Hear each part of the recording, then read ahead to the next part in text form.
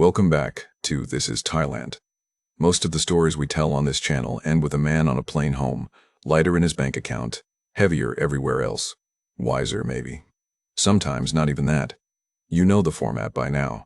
This one's a bit different. Today we're hearing from Brendan, 67 years old, County Limerick, Ireland, retired heavy equipment mechanic, widower, the kind of man who, if you passed him on the street, you'd clock immediately as someone who'd worked hard his whole life and was quietly, stubbornly proud of it. Brendan went to Thailand. And here's the thing, he didn't lose everything. He didn't get cleaned out by a bar girl or sign his savings over to a woman he'd known 3 weeks, or find himself sleeping on a maid's sofa in Pattaya, wondering where it all went. That's not his story. His story is about what he saw when he got there, the men he watched arrive, and the men he watched fall. And somewhere in all that watching, he started to notice a pattern. 3 types of foreign men, he started to notice a pattern. 3 types that Thai women, the ones worth knowing, the ones building real lives, can identify almost instantly. The ones they step around, the way you step around a puddle you've stepped in before. Brendan earned the right to describe those types, not because he read about them on some expat forum, because he came close enough to being one of them that he could feel the edge. Here's his story, in his own words. I want to start with something that has nothing to do with Thailand. Bear with me. When you spend nearly 40 years working on heavy equipment, cranes, excavators, earth movers, the big stuff, you learn something that sounds simple but takes years to actually understand. Machines tell you when they're going wrong. They don't hide it. A hydraulic pump that's failing has a particular sound, kind of a low whine underneath the normal noise, and once you've heard it enough times you can't not hear it. A crane cable under too much stress has a particular tension when you run your hand along it, not tight exactly, more like held breath. Every machine has its own way of announcing that something's wrong. You just have to be paying attention. I spent 38 years paying very close attention to machines. I was not paying the same attention to my own life. I want to be honest about that from the start, because if I'm not, the rest of this doesn't make any sense. Shaban was diagnosed in March of 2021, pancreatic cancer. The consultant in Limerick Regional was a decent man and he told us straight, which I think was the right thing to do, even though I'd have given a fair bit not to be sitting in that room on that particular Tuesday afternoon. 14 months from diagnosis to the end. I won't go into the details of those 14 months because they're hours, and I don't think they belong in a YouTube video, but I'll say this, watching someone you've been married to for 41 years get smaller is its own particular kind of work. You do it because you do it again, without question. And then it's over, and you're standing in your kitchen at 7 in the morning with a cup of tea you don't want, and the house is so quiet you can hear the fridge. My sons are in Brisbane, Ciaran and Fergal, good lads, both of them. My daughter, wifey, is in Toronto. Good kids, busy kids, gone kids. They rang when it happened, obviously. They flew home for the funeral, and then, well, life. They have their lives. I'm not bitter about it. That's actually true, not just something I say. But the calls got shorter, and further apart. And the house stayed quiet. I sold it in the autumn. The house, I mean. 41 years. Siobhan and I lived there, and I sold it in October because I could not think of a single reason to keep it. Got a fair price. Put the money in a permanent TSB account, 755,000, plus my trades pension coming in monthly, and moved into my brother Declan's spare room in Ennis because it was better than the alternative, which was staying in that house by myself listening to the fridge. 8 months I was in Declan's spare room. I'm not going to dress that up. 8 months is a long time to be a 67-year-old man sleeping under his brother's roof, watching the ceiling at 6:30 in the morning, wondering what exactly comes next. Declan is a good man. He never once made me feel like a burden. But he had his own life, his own routine, and I was in it like a large piece of furniture someone had moved in temporarily and then forgotten to move out. That's how I felt. Present but not quite belonging to the room. He started sending me videos in January, Thailand videos. YouTube, the algorithm had got hold of him somehow. Retired expat fellas walking around Chiang Mai markets at 6 in the morning, buying things for 40 baht. Cost of living breakdowns. I live in Thailand on 2,200 a month. Tight content. He'd forward them with no comment, or sometimes just a little message saying, looks nice, or wouldn't mind that. Classic Declan. Saying something without saying it. Now, I want to be clear about what kind of man I am when someone is trying to sell me something. I spent 4 decades on building sites listening to salesmen tell me that a particular piece of kit was grand, absolutely grand, Best on the market, never a bother, you won't regret it. I developed, over those 40 years, a very finely calibrated sense of when someone is telling me what I want to hear. And a lot of those YouTube videos have the same feeling, if you pay attention. The light is always golden. The food is always delicious. The people are always friendly. Everything is cheap and easy, and nobody ever has a problem. I watched them anyway. I don't know. Something in them caught me. Not the golden light and not the cheap food. Though the cheap food was genuinely interesting to a man who winces when a meal for one in Limerick costs 18. Something else. Something else.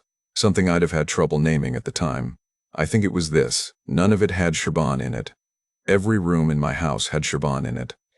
Every street in Limerick had somewhere we'd been together. Every time I drove past St. Camillus' or the Crescent or the path by the river where we used to walk before her legs got bad, there was a layer of her on top of everything, like a transparency on an overhead projector.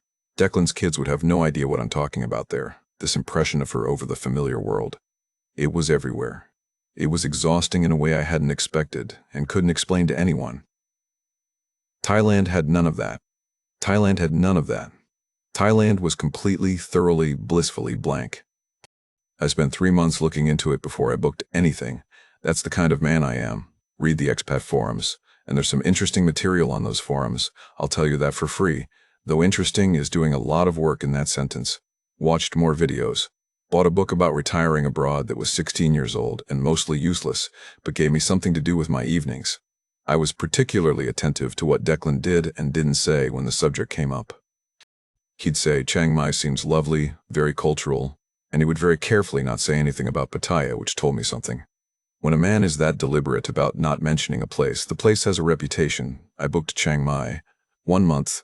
Carry-on bag. I've moved heavy equipment on 4 countries worth of building sites. I know how to pack light. Guest house pre-booked in the Nimon area, a place called Bon Swan that had decent reviews and was run by a couple from Cork, which I found vaguely reassuring in a way I couldn't entirely justify. The flight goes through Suvarnabhumi in Bangkok. I'd never been to Asia before in my life. You come out of the air bridge into that terminal, and the scale of the thing hits you. It's cavernous, it's busy, in a way that feels organized from somewhere above you, even when it looks like chaos at eye level. And it's already hot in a way that isn't like Irish hot, which is a different category of thing entirely. Irish hot is apologetic. This was purposeful. This meant business. I got my connection to Chiang Mai, landed at about 7 in the evening, local time. Took a red Songdayu, one of those covered pickup trucks that uses shared taxis, to the guest house, paid about 100 baht, which is less than €3, and found myself standing in a small courtyard with potted plants and a cat, and the smell of something frying somewhere nearby. A man came out of the reception and said, in an accent that belonged entirely in Leeside, "You must be the Irish fella. Come in, we've been expecting you." See Amos, his wife Mary was in the kitchen. 11 years they'd been there. 11 years, and the Cork accent was as thick as the day he left.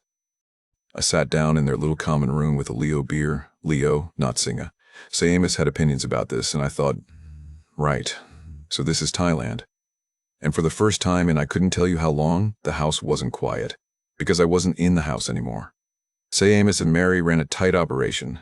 Breakfast from 7:30, fruit and eggs and toast and proper coffee, none of that instant business. They had 6 rooms, and they were usually full.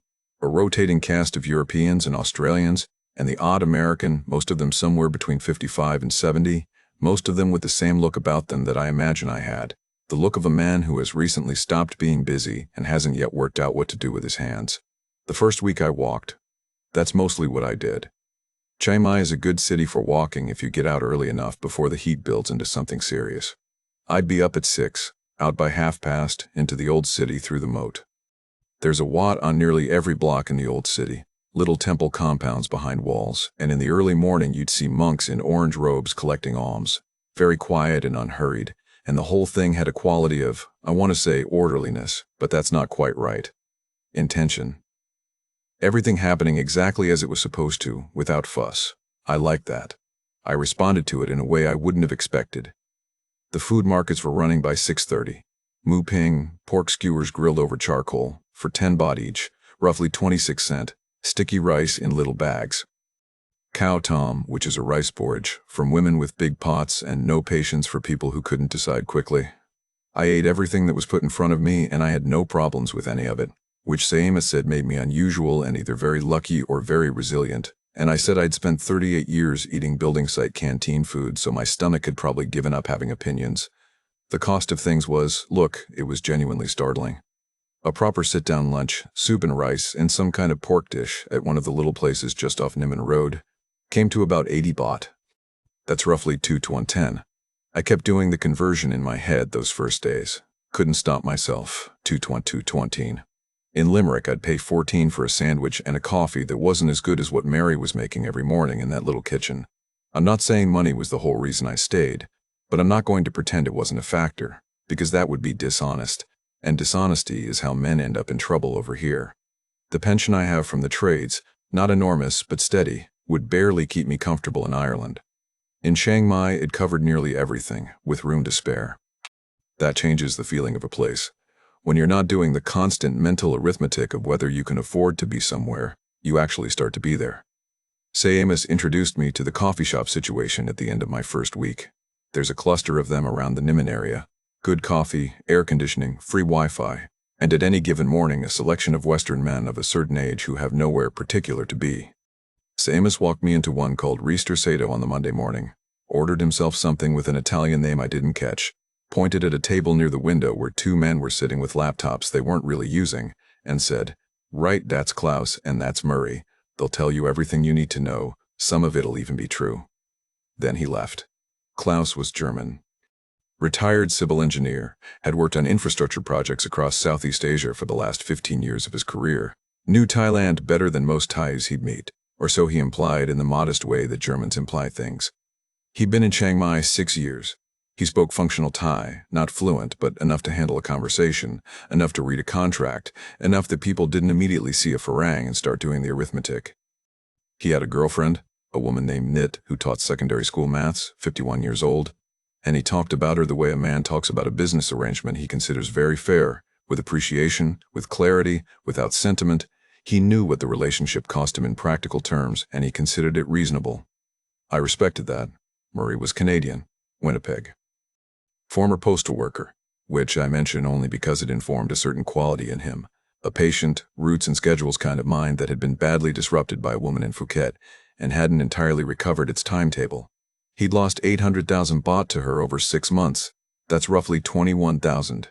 He'd been in Chiang Mai 8 months by the time I met him, and he described himself as voluntarily celibate for the good of my finances, which he delivered so deadpan I wasn't sure at first if it was a joke. It wasn't quite a joke.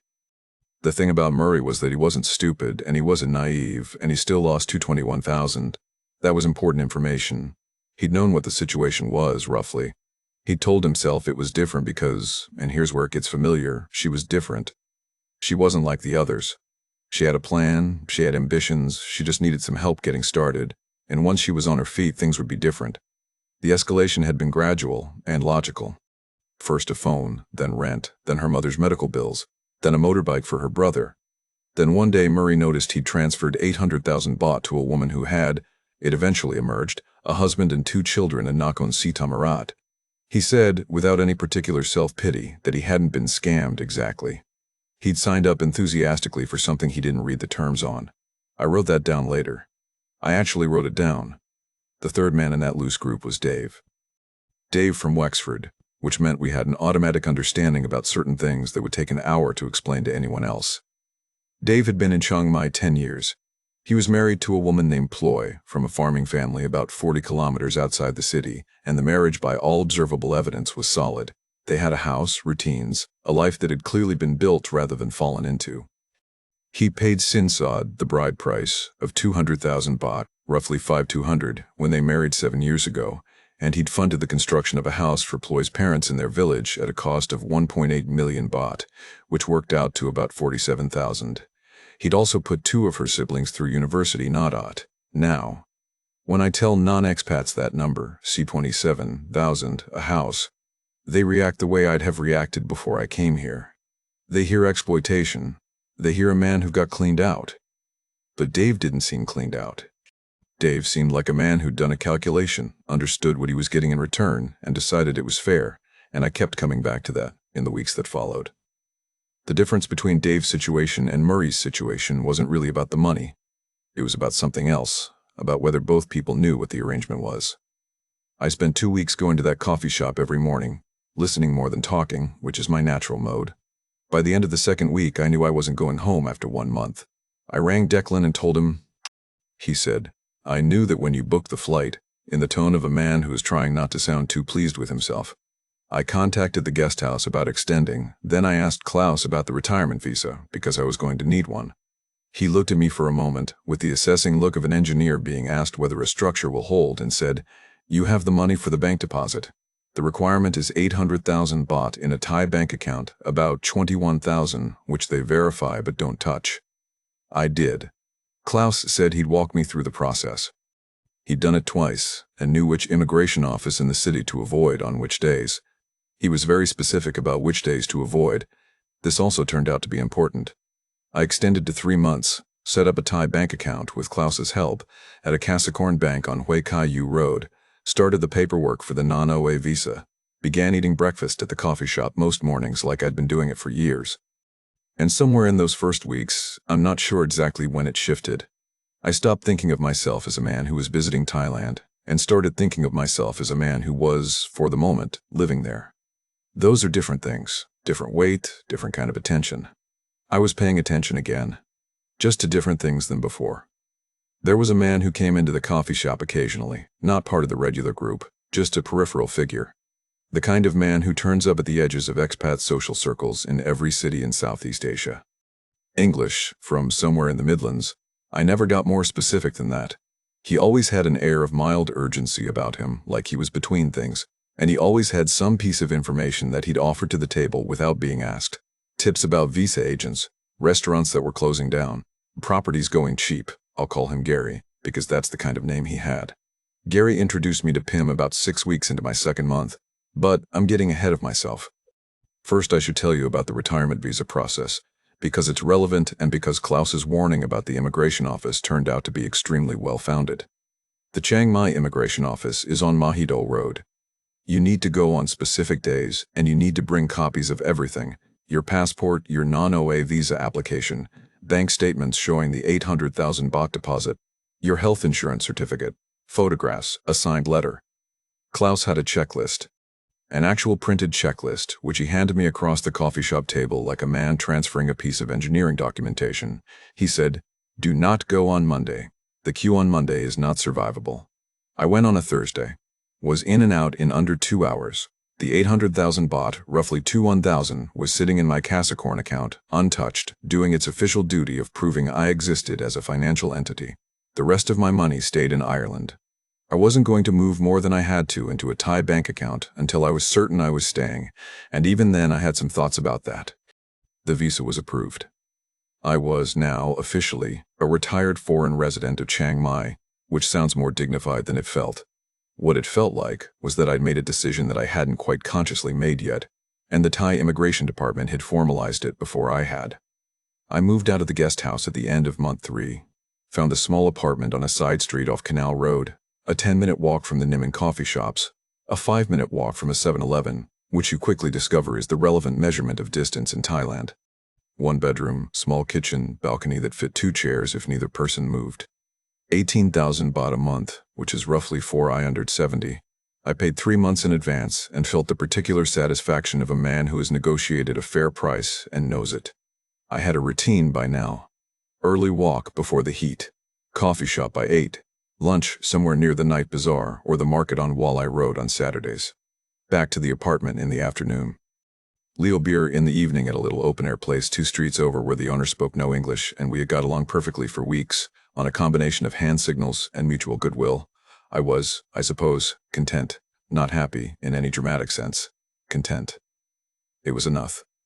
And then Gary brought Pim to the coffee shop one Tuesday morning and introduced her as a friend who had a business proposition she was exploring, and could he sit her with us for a conversation? Pim was mid-40s. Businesslike was my first impression, not in a cold way, but in the way of a woman who was used to managing things and didn't have much patience for conversation that wasn't going anywhere. She owned a small guest house near the old city, on one of the lanes off Rashidam Noan Road. It had been her family's property. She'd converted it herself over 5 years, 8 rooms, had been running it for 3 years, but it needed renovation, the bathrooms were dated, the common areas were tired. She wanted to add proper air conditioning to 2 rooms that still ran on fans. The renovation quote she'd received was about 1.5 million baht, roughly 39,000.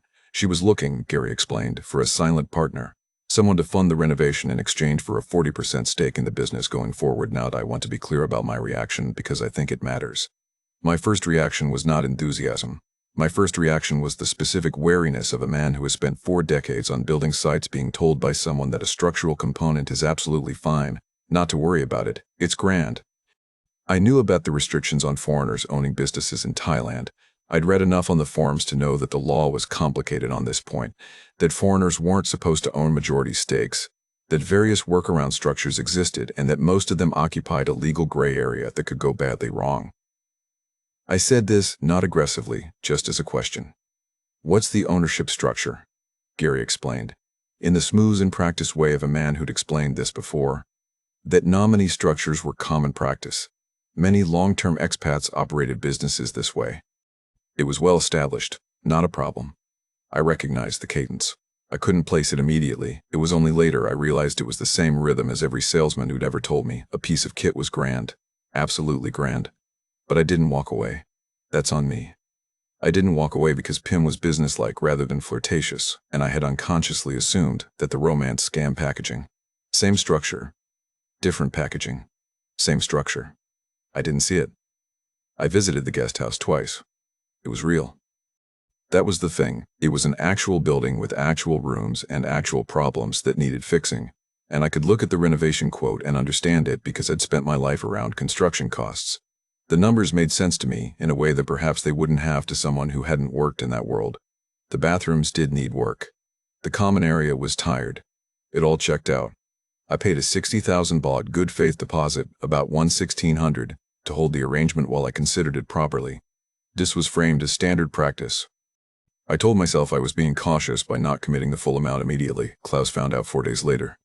I mentioned it at the coffee shop, not quite asking for advice, but not asking either. Klaus put his cup down with a very particular care and asked me several questions in sequence, the way an engineer checks a list before signing off on something. Did I have anything in writing about the ownership structure? What was the legal entity that would hold the 40% stake? Had I consulted a Thai lawyer? Was my name going to appear on any official documentation? The answer to most of these was no, or I don't know, which Klaus received the way a structural engineer receives the news that no one checked the foundations. He explained it plainly. The nominee structure, as Gary had described it, was illegal. Not a gray area, illegal. The law had been tightened specifically on this kind of arrangement. My 40% stake would have no legal enforceability because it couldn't legally exist. If Pim decided at any point that the arrangement no longer suited her, I would have no recourse. And a good faith deposit, he paused here, with the expression of a man delivering a professional opinion he wished he didn't have to give, was almost certainly already gone. I sat with that for about 30 seconds. Then I went to find Pim. She was at the guest house. I told her, without a great deal of elaboration, that I'd taken advice and I was withdrawing from the arrangement, and I wanted my deposit returned. She looked at me for a long moment, and then said she'd have to check what was available, which told me everything. I got 40,000 baht back. I lost 20,000, roughly 50-20. Not a catastrophic amount. But I want to be very honest about something. The 20,000 baht wasn't what bothered me. What bothered me was that I'd prided myself, my entire working life, on being the man who didn't get taken in.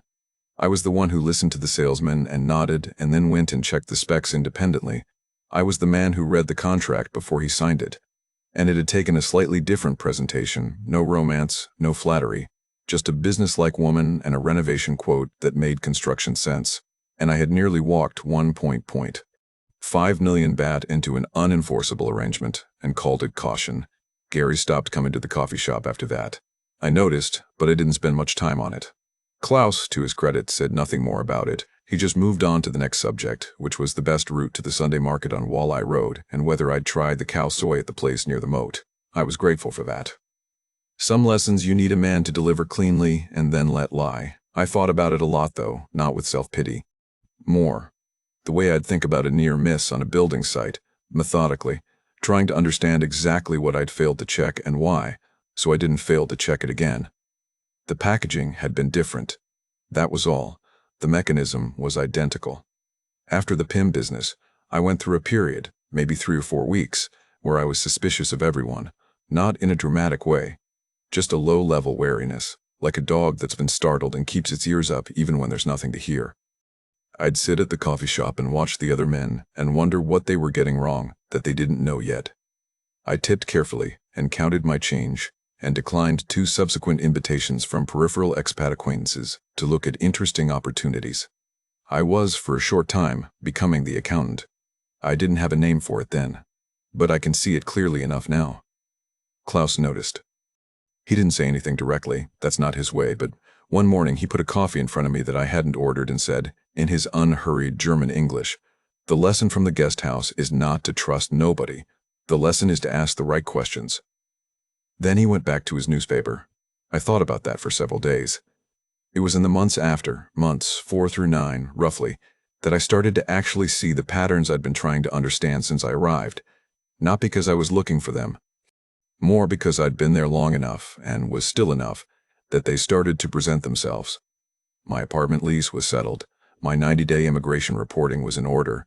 You have to report to the immigration office every 3 months to confirm you're still alive and present, which sounds tedious and is, though, less tedious than the alternative, which is a 500 baht per day overstay fine. My routine was established. And the coffee shop circuit had expanded somewhat. Siamis had introduced me to a few more long-term residents, and I'd found my own way to a couple of other spots, including a little place on Nieman Haman Soy 7 where the owner made the best kayo soy in the city, which is a strong statement in a city that takes kayo soy seriously.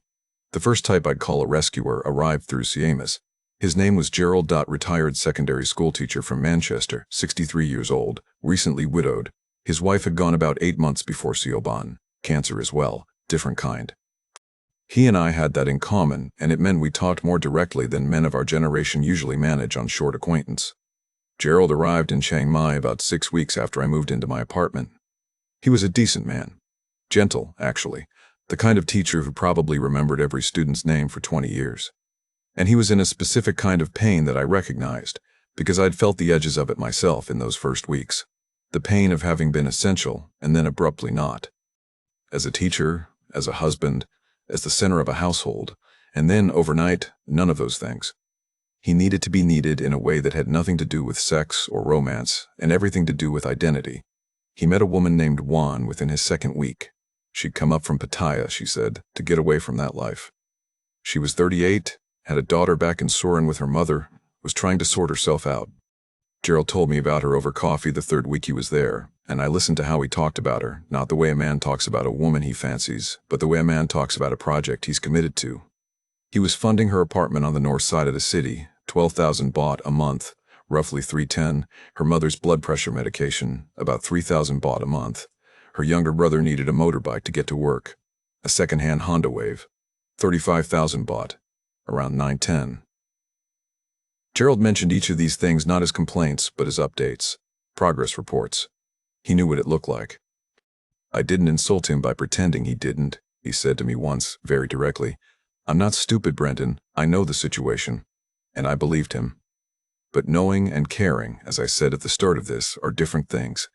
Gerald didn't need Juan to be entirely genuine. He needed to feel useful. He needed to feel every morning that there was a reason to get up and organize himself and go somewhere. Juan provided that. Whether the arrangement was good for either of them in the long run, I don't know. He's still in Chiang Mai, last I heard. Still with her. Make of that what you will. I recognized the pull of it. That's what I want to be clear about. In those first weeks, before I'd found my footing, there was something attractive about the idea of being someone's solution. Being needed is not a small thing when you've spent months feeling like a large piece of furniture no one has any use for. I understand Gerald completely. I just recognized, barely in time, that the need I was feeling wasn't going to be satisfied by someone else's dependency. And that a man who needs to be a rescuer is going to find someone who needs rescuing, and the finding is not always as innocent as it looks. The accountant arrived a couple of months later. Dutch, retired, his name was Peter, and he was approximately the most systematically unhappy man I have met in my life, and he worked at it with genuine diligence. He had printed, on A4 paper, a list of red flags he'd compiled from expat forums and a Facebook group. He produced this list on the 4th occasion I encountered him, in the way a man produces evidence. He read from it. The list was 17 items long. He had been in Chiang Mai 4 months and had been on, by his own count, 12 coffee dates with Thai women he'd met through a reputable dating app, none of which had resulted in a second meeting. He couldn't understand it. The women he was meeting, he said, were clearly not genuine. They didn't want to be interviewed about their intentions. They reacted badly when he asked direct questions about their financial situation. They seemed uncomfortable when he explained his screening process.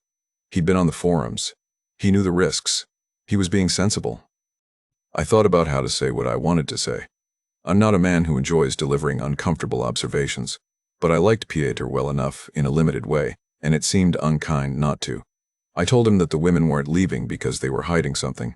They were leaving because sitting across a table from a man who is running through a checklist in his head is an extremely unpleasant experience for any woman in any country, that his screening process was visible.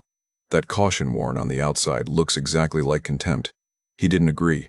He thought I was being naive. We had a civil disagreement about it over coffee, and then he went back to his list and I went back to my khao sui. He left Chiang Mai about 2 months after that, I heard. Gone back to Rotterdam. Baffled, I imagine, by the unreasonableness of everyone he'd encountered. The fantasist was the most interesting of the three, and the hardest to explain without sounding uncharitable. His name was Donnie, American, from somewhere outside Scottsdale, Arizona, 64 years old, recently retired from, I think he said, logistics management, though he described it differently each time. He was energetic in the way that men who've spent 30 years managing other people's work tend to be energetic when the managing stops, slightly misdirected, always looking for something to optimize. Donnie went through 3 women in roughly 8 months. Each one, at introduction, was completely different from the last. Each one, at conclusion, had apparently turned out to be the same. He described this pattern himself, without irony, as bad luck. He'd met them through a combination of dating apps and, in the last case, a yoga retreat outside the city that catered heavily to Western visitors. I watched this happen in real time over several months, and what I noticed, and this took me a while to articulate, even to myself, was that Donnie had a fixed idea of what his life in Thailand was supposed to look like. Very specific. A house, maybe out toward the Mae Rim Valley, mornings in a garden, a Thai partner who was cultured and interesting and affectionate, and who was also, crucially, a supporting character in his story rather than someone with their own complicated interior life. Each woman he met was initially cast as this character. When she turned out to be a person instead, with her own opinions and inconvenient needs and a family in Chiang Mai who expected things, the film broke down and he blamed the actress. I said something like this to him once, gently. He looked at me with the polite incomprehension of a man who has been told something in a language he doesn't speak. Then he changed the subject to property prices in the Mae Rim Valley, which he was still investigating. The thing about Donnie was that he wasn't cruel, and he wasn't dishonest in the conventional sense. He was just absent. He'd arrived in Thailand inside a story he'd already written, and the actual place, with its heat and its traffic and its complicated people who didn't behave the way the story required, kept failing to match the version in his head. He wasn't disappointed by Thailand. He was never really in Thailand at all. I thought about that a lot. About which version of Thailand I'd been trying to inhabit. About whether the blank I'd been looking for, the place with none of Siobhan's fingerprints, was the same as showing up with eyes open, or was just a different kind of story. I didn't have an answer. But I thought it was probably an important question. Seamus had a guest house event every couple of months. A dinner for long-term guests and a few local connections. Merry cooking, tables set up in the courtyard, fairy lights strung between the frangipani trees. Mostly an excuse for Seamus to open the good wine, if I'm honest.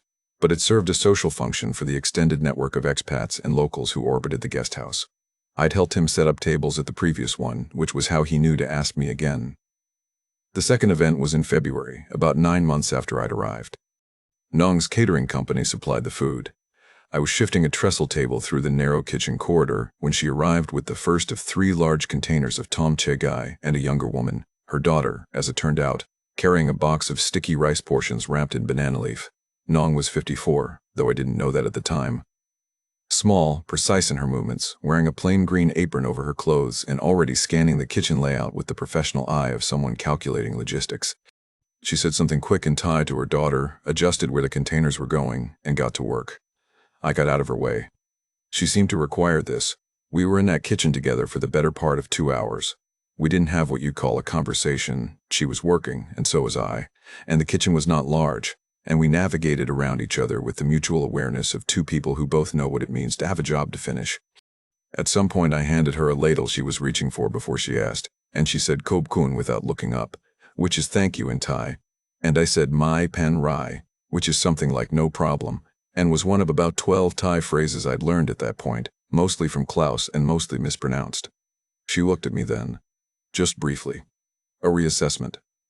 After the setup was done, and the guests began arriving, and Mary took over the management of things, Nong and her daughter sat at the small table near the side door with bowls of rice and ate their dinner while the event proceeded around them. Sayamas brought them Leo beers without being asked, and they accepted without ceremony. I sat nearby eating Mary's leftover bread because I was hungry and it was there, and Nong asked me, without any particular preamble, how long I'd been in Chiang Mai. 9 months, I said. She nodded. What brought you here? I gave the short version. Retired, widowed, wanted somewhere different. She said her husband had died 4 years ago, heart attack, very sudden. She said this the same way I talk about my knee, a fact about yourself that you've integrated that no longer requires careful handling. Then someone needed something and she went to deal with it, and that was the conversation. I thought about her on the walk home that night, not in a romantic way, or not primarily, more the way you think about someone who has surprised you by being a different shape than you expected. I saw her again 3 weeks later at another guest house event, and then again at the Saturday market on Wallai Road, where she had a stall selling prepared dishes and catering supplies, galangal and lemongrass in bundles, house-made curry pastes in little jars, nampriki in portions. I bought some curry paste I didn't need because it seemed rude to stand at the stall talking without buying anything. She said the paste needed more time than most people gave it. I asked how much time. She said at least 20 minutes or you're wasting your money buying good paste. I gave it 20 minutes. She was right.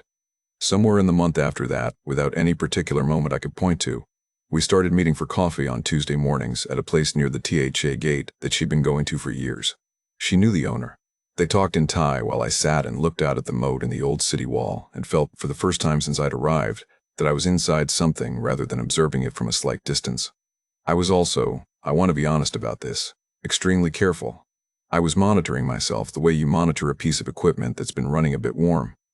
The rescuer alarm was always in the background. Every time she mentioned something difficult, her daughter's wedding costs, a delayed payment from a corporate catering client, the logistics of her elderly mother's medication, I ran a quick check. Is she telling me this as a request? Is she waiting for me to solve it? And the answer, consistently, was no. She was just talking, the way you talk to someone you trust enough to tell the truth to. I mentioned this to Klaus one morning, not sure exactly what I was asking. He thought about it for a moment. Then he said, is she asking you to be her solution, or are you just someone she trusts enough to tell the truth to? I said I thought it was the second one. He said, that is a different situation. So when the situation with her mother came up in April, I was, prepared is the wrong word, aware of the territory maybe. Her mother needed a hip replacement. Bot private hospital was the sensible option. The government hospital had a long wait and her mother was 78 and the pain was limiting her mobility significantly.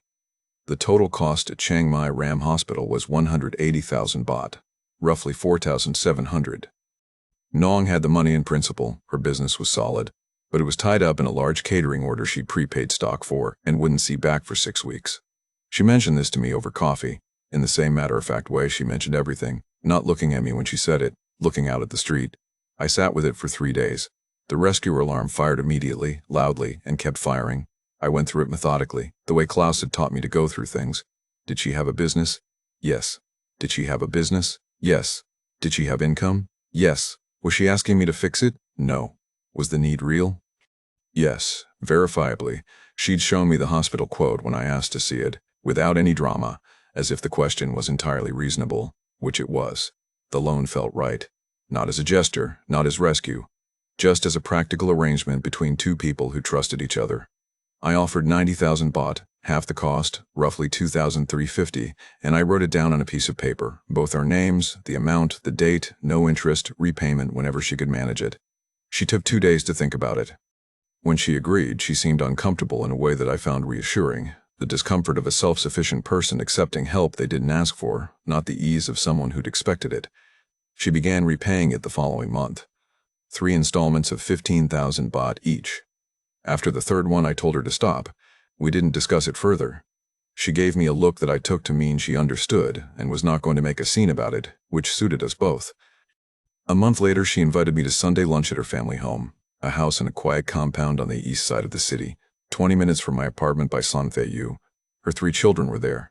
Her elder son, who works with her in a catering business, her younger son, who works in construction materials and arrived late and ate quickly and left early, and her daughter, who was getting married in the autumn and talked mostly to her brother.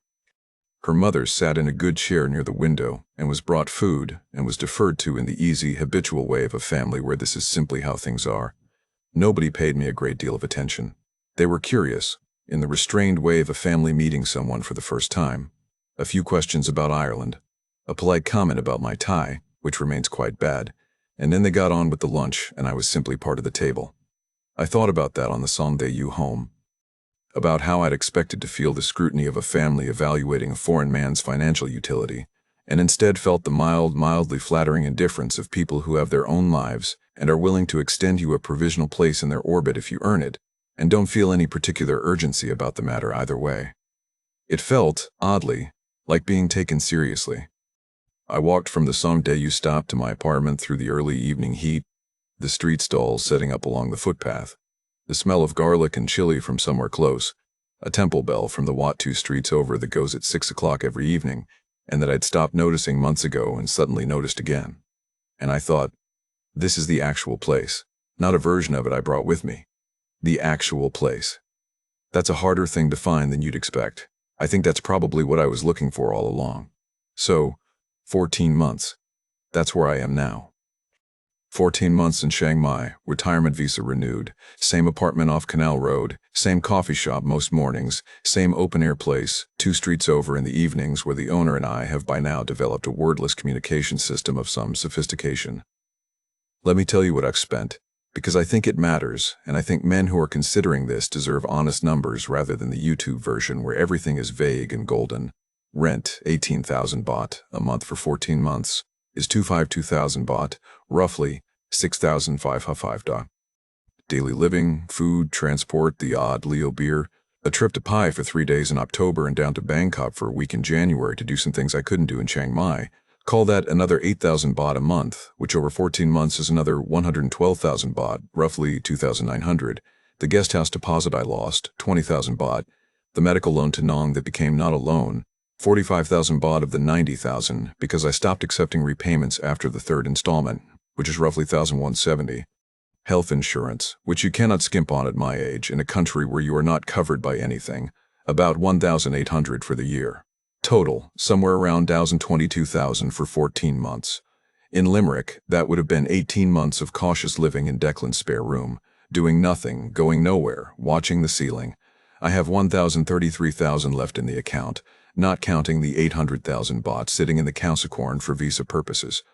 My trades pension covers my daily costs with a small amount left over each month. I am not burning through anything. I am living, which is a different thing. Now.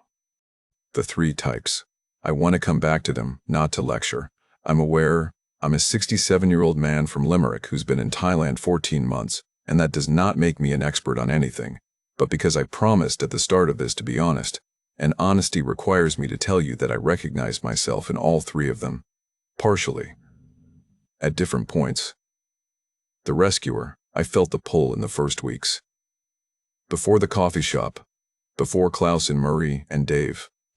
When the house in Ennis was quiet and I had no purpose, and there was something seductive about the idea of arriving somewhere and being needed, I didn't act on it, but I understood it from the inside, and I want to be clear about that because it would be easy and dishonest to describe these tykes as if they're other people's problems. The accountant, 3 to 4 weeks after the PIM business. I watched my change, counted everything twice, looked at every person sideways. I was already becoming the man who'd left Rotterdam baffled and bitter. Klaus stopped it. It took 1 sentence from him, but it was real, and it was close. The fantasist, harder to admit. I came here looking for blank space, a place with none of Shaban's fingerprints on it, and there's a version of that which is healthy, genuinely wanting to be somewhere different, and a version of that which is just a different kind of story you've written for yourself before you arrive. I had some of both. I had to dismantle the story version deliberately, over months, which is not comfortable work. Here's what I think, for whatever it's worth. The three types aren't about money. They're not about age or stupidity or being naive. They're about a man who hasn't asked himself a clear question before he boards the plane, which is, what do I actually need? And is Thailand actually the place to find it? And am I prepared to find it here rather than a version of it I've imagined? Thai women who have been here long enough, who have their own income, their own children, their own complicated history, they can see that unanswered question from across a room, not because they're calculating, because they've watched enough men arrive carrying that unanswered question like a piece of luggage, and they know how the story ends, and they've decided they're not interested in being part of it. Nong could see it in me, I think, that first night in the kitchen, that I was still working something out. That's probably why she didn't pay me much attention. She had her own things to work out. She didn't need someone else's unfinished business in her orbit. By the time we started meeting for Tuesday coffee, I was, not finished, you're never finished, but further along. Present in the actual place, not a version of it. That's the only thing I did differently from Gerald and Peter and Donnie, and I'm not entirely sure I did it consciously. I just stayed long enough and was quiet enough that the actual place eventually became more real than the version I'd arrived with. 5 practical things, since that's the kind of man I am, and I know some of you want something you can write down. First, figure out what broke you before you try to fix it with geography. Thailand is not a repair shop. If the problem is grief, it'll be grief in Chiang Mai too. You just grief somewhere warm. Second, learn some Thai, not fluency, 30 words and the tones approximately right and the willingness to try and be corrected. It signals something. It says you understand you're in someone else's place. Third, meet her family before you meet her bank account. Not as a test, just as a basic orientation toward reality. Fourth, financial expectation and exploitation are not the same thing. Dave from Wexford is not the same as Murray from Winnipeg. The difference is clarity and agency, not the amount of money changing hands. Fifth, know which of the 3 types you are. If you can't tell, ask someone who'll be honest with you. Then do the work on it before you arrive, not after. Ciaran rang at Christmas this year. Both of them did, actually. Ciaran and Fergal from Brisbane, then Aoi Faye from Toronto about 20 minutes later, which was the first time that it happened since the funeral. I'd been sending them photos. The market on Saturday mornings, the temple near my apartment in the early light, one of me and Nong at a cooking class she signed me up for without asking, standing in an apron holding a pestle and looking somewhat bewildered by the mortar. Aoi Faye replied to that one with 3 question marks, and then a heart emoji. I consider this progress. I don't know what comes next. I want to say that clearly. I'm not a man who ended up in Thailand and found paradise and is now here to tell you everything worked out. I don't know if Nong and I last. I don't know if I'm still here in 3 years or somewhere else entirely. There are things about this culture I still don't understand, and I've been here long enough to know that I don't understand them. But I know this. I can think about Siobhan now, without the house going quiet around me. Whatever happened to me in this city, something in me got quieter in a different way. Not the bad quiet, the fridge at 7 in the morning quiet, the other kind. The kind that means you're somewhere you've actually chosen to be. That took 14 months and cost about €22,000 and the loss of 20,000 baht to a woman named Pim and a certain amount of dignity. I've spent more and got less, and that's where we'll leave Brendan. Welcome back to This is Thailand. For those of you who skip straight to the end, though I'd encourage you to go back and listen to all of it, because the wisdom in this story is in the details, not the summary. What Brendan gave us today isn't the story we usually tell on this channel. There's no single dramatic moment of betrayal, no confrontation scene, no flight home with an empty bank account and a complicated feeling about an entire country. Brendan's story is quieter than that, and I think that's why it's worth your time. The quiet ones are harder to find. The 3 types he described, the rescuer, the accountant, the fantasist, you've met them. If you've spent any time in expat spaces in Thailand, in the forums, in the coffee shops, you know these men. And if you're honest with yourself, you probably recognize traces of them in your own thinking. I know I do. The rescuer arrives needing to be needed. The accountant arrives needing to be safe. The fantasist arrives needing his story confirmed. All 3 of those needs are entirely human. None of them are stupid. But they're all the wrong thing to bring to a relationship with a person who has her own life and her own needs, and her own perfectly calibrated sense of what a man is actually looking for. Brendan isn't an expert. He'd be the first to say so. But a man who spent 40 years listening to machines tell him when something was about to go wrong has a certain quality of attention that most of us arrive in Thailand without. He was quiet enough to hear it, patient enough to wait. That's the whole lesson, maybe. If this video resonated with you, share it with someone who's thinking about making a move like Brendan's done, not to discourage them, but to give them a better chance of arriving as themselves rather than as one of the 3 types. Subscribe to This is Thailand if you haven't already. We're here every week with stories like this one. Leave a comment below, particularly if you recognize yourself in any of the 3 types, because that conversation is worth having. And to Brendan, wherever you are on a Tuesday morning with your coffee near the TA Shea morning with your coffee near the TA Shea, good on you. You did all right.